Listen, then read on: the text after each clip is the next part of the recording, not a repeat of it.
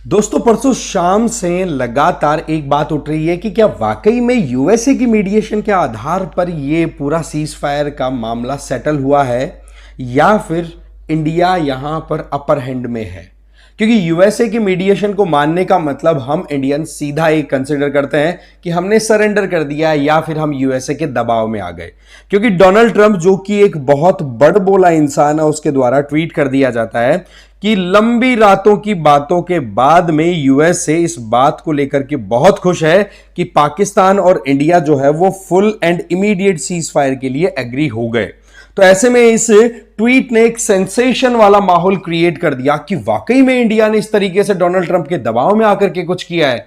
तो देखो यहां पर एक सिंपल सा वर्ड में यहां पर बताना चाहता हूं, ये सारा मामला है इंफॉर्मेशन कम्युनिकेशन गैप का।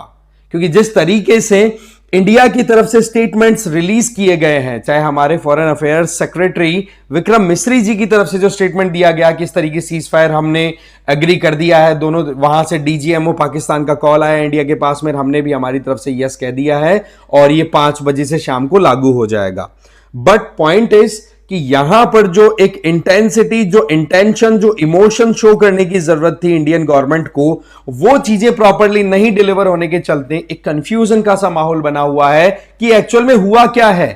क्योंकि हम जहां तक एक तरफ देखते हैं तब यूं लगता है कि जब पाकिस्तान पे टेरर अटैक जब पहलगाम में हो तो उसका जवाबी कार्रवाई में हमने जितने भी टेरर टारगेट्स थे उनको सबको हिट किया ऑपरेशन सिंदूर के तहत। फिर पाकिस्तान ने रिएक्ट करते हुए सीज फायर का वायलेशन किया, ड्रोन्स भेजे, टर्की के द्वारा सप्लाई किए हुए अपने फाइटर जेट्स हैं वो भेजे, तो उनका मुंह तोड़ जवाब हमने ऐसे दिया कि उनको हमने न्यूट्रलाइज किया और साथ ही साथ में जो पाकिस्तान के इंपॉर्टेंट एयर बेसिस थे वहां पर टारगेट किया। इवन एक तो न्यूक्लियर एयर बेस था, न्यूक्लियर फैसिलिटी थी नूर खान बेस, वहां पर तो ऐसी न्यूज निकल के आ रही है कि न्यूक्लियर रिलीज भी हो रहा है। वो देखो अभी हम कह नहीं सकते कि हाँ वाकई में ऐसा कुछ हुआ है, बट इस तरीके के भी स्टेटमेंट्स हैं। वहीं दूसरी तरफ पाकिस्तान की तरफ से देखें तो पाकिस्तान वाले तो देखो जीत का माहौल बना ही चुके हैं, आपको पता है, वो तो विक्ट्री सेलिब्रेशन चल रहा है उनका। और वैसे तो वो तो वैसे भी वो उनको भूख कहते हैं ना कि झूठ वाला जो एक अफीम है वो चलता है उनका, चल रहा है उनका। बट हमारे लिए समझना जरूरी है कि ये सारा इक्वेशन कैसे डेवलप हुआ। देखो एक चीज हमें ये समझनी होगी कि पाकिस्तान में यूएस हो, चाइना हो, यूरोप हो, इन सब के इंटरेस्ट इंटीग्रेटेड है। एक तो ये गांठ बांध लो आप लोग, क्योंकि ये एक ऐसा स्टेट है जहां से पूरा मिडिल ईस्ट हो, सेंट्रल एशिया हो, हर जगह पर पकड़ बनाई जा सकती है। और ऐसा देश किसी को भी, पैसे वाले लोगों को नहीं मिलने वाला है जो कि पैसे के नाम पर अपनी ईमान, अपनी कौम, अपनी जमीन सबको दांव पे लगा दे। अब होता क्या है कि जब इस तरीके से आईएमएफ की बेल आउट मिल गई पाकिस्तान को, और जिस तरीके से यूएस, यूरोप और चाइना ने मिलकर के अपने ट्रेड और इन्वेस्टमेंट को सिक्योर करने के लिए चाइना पाकिस्तान इकोनॉमिक कॉरिडोर को सिक्योर करने की कोशिश की। क्योंकि इक्वेशन के हिसाब से अगर देखें तो टेरर जो सेटिंग थी उसके बाद में हमने एयर बेसिस को टारगेट किया, फिर उसके बाद में नेक्स्ट टारगेट जो था एयर बेसिस के बाद में वो था मिलिट्री स्टैब्लिशमेंट और सिविलियन स्टैब्लिशमेंट। तो ऐसी सिविलियन का मतलब मिलिट्री सिविलियन जो कि ड्यूअल पर्पस के लिए पाकिस्तान में यूज होता है, तो उसमें रावलपिंडी, जीएचक्यू हो, कुछ भी हो सकता था, वो टारगेट हो सकते थे।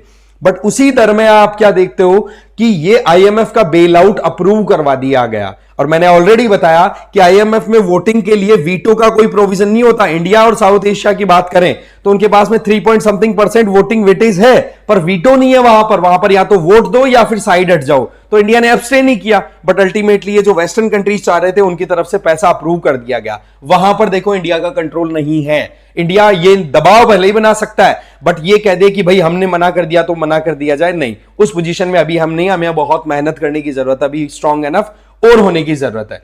बट वहीं पर क्या होता है, बीचों बीच इंडिया की तरफ से एक स्टेटमेंट निकाल दिया जाता है गवर्नमेंट की तरफ से कि फ्यूचर में अगर कोई भी टेररिज्म का एक्ट होता है तो हम उसको एक्ट ऑफ वॉर कंसिडर करेंगे। इसका मतलब ये कि जिस तरीके से मुंह तोड़ जवाब अब की बार दिया गया है उससे भी बड़ा जवाब आने वाले टाइम पे दिया जाएगा। अब इस बात को लेकर के इंडियंस के मन में यह है कि इसका मतलब नेक्स्ट एक्ट ऑफ टेरर का हमें वेट करना पड़ेगा। देखो यहां पर सिचुएशन को समझिए, अगर इस इक्वेशन में इंडिया ने ये स्टेटमेंट दिया था तो क्लियर था कि इंडिया अब टारगेट जो है वो बेसिक जो मेन स्टैब्लिशमेंट है उनको टारगेट करने वाला था पाकिस्तान में। पर यूएसए का ये टारगेट था कि भाई अब कैसे भी करके इंडिया के द्वारा ये जो स्टेटमेंट दिया गया है इसको साइडलाइन किया जाए। और ऐसे में फिर पाकिस्तान में बॉयज क्लब है उसको एक्टिवेट किया गया अमेरिका के द्वारा। अब ये बॉयज क्लब क्या है ये समझना हमारे लिए जरूरी है। ये बेसिकली पाकिस्तान के रिटायर्ड और सर्विंग मिलिट्री पर्सनल्स हैं जिनको अमेरिका अपने हिसाब से अपने तरीके से यूज करता है। इसको लीड कौन करता है भाई? कमर जावेद बाजवा, राहिल शरीफ, दोनों की दोनों आसिम मुनीर से पहले पूरी आर्मी के चीफ रह चुके हैं पाकिस्तान में। इन दोनों ने मिलकर के फिर एक माहौल बनाया कि आसिम मुनीर को कैसे भी करके प्रेशराइज किया जाए, अदरवाइज फिर आसिम मुनीर को छोड़ा नहीं जाएगा।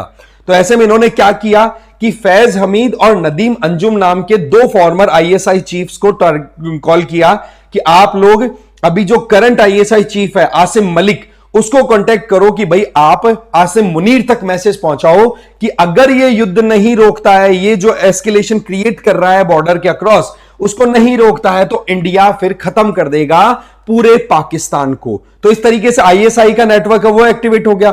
फिर बात पहुंचती है current president of Pakistan Asif Ali Zardari के पास में, और जरदारी को बोला गया कि पॉलिटिकली हमें एक ऐसा माहौल बनाना जरूरी है सबको साथ आकर के कि अगर आसिम मुनीर नहीं मानता है तो फिर उसका तख्ता पलट इंटरनली कभी भी हो सकता है और उसके पास में दूसरी कोई चॉइस नहीं होगी कि शहबाज शरीफ को हटा के किसी और को वो बिठा सके।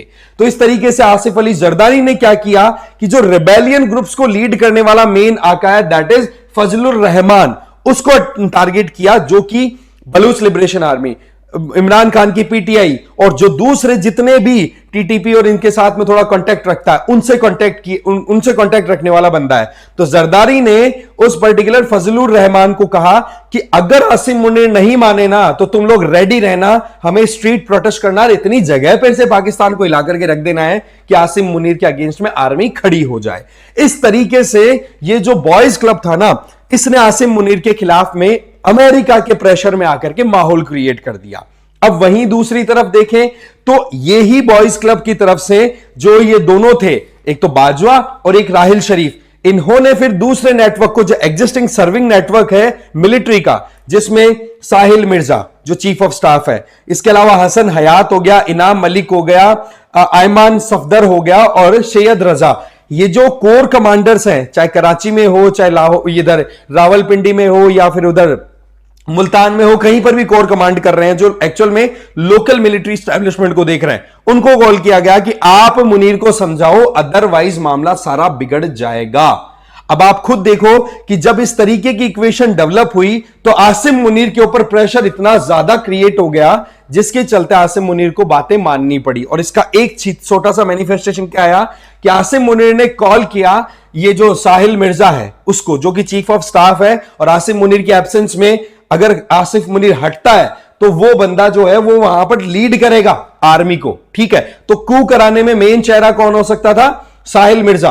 तो उसने कॉल नहीं उठाया आसिम मुनीर का, तो आसिम मुनीर फिर अंडर प्रेशर आया कि बोला अब तो मेरे हाथ से पूरा जो इक्वेशन थी वो निकल चुकी है। फिर डीजीएमओ पाकिस्तान की तरफ से कॉल आता है इंडिया की तरफ और उसके तहत फिर एक सेटलमेंट निकलता है कि भाई हम बिल्कुल भी अब अटैक नहीं करेंगे। और ऐसी परिस्थितियों में अमेरिका ने जो दबाव बनाया था बॉयज क्लब के थ्रू पाकिस्तानी एस्टैब्लिशमेंट पे, वो वहां पर काम किया। और अल्टीमेटली इंडिया से जब बातचीत हुई तो इंडिया ने कह दिया कि अगर आप लोग अटैक नहीं करते हो तो ठीक है, अदरवाइज हम एक टेरर अटैक को एक्ट ऑफ वॉर कंसिडर करेंगे। बट यहां पर सोचने वाली बात है, एक कई सवाल उठते हैं। देखो, जनरल कॉमन मैन की तरह सोचे कि एक्ट ऑफ वॉर का मतलब क्या होगा, कौन डिसाइड करेगा, क्या थर्ड पार्टी इंटरवेंशन उस टाइम पे नहीं होगी?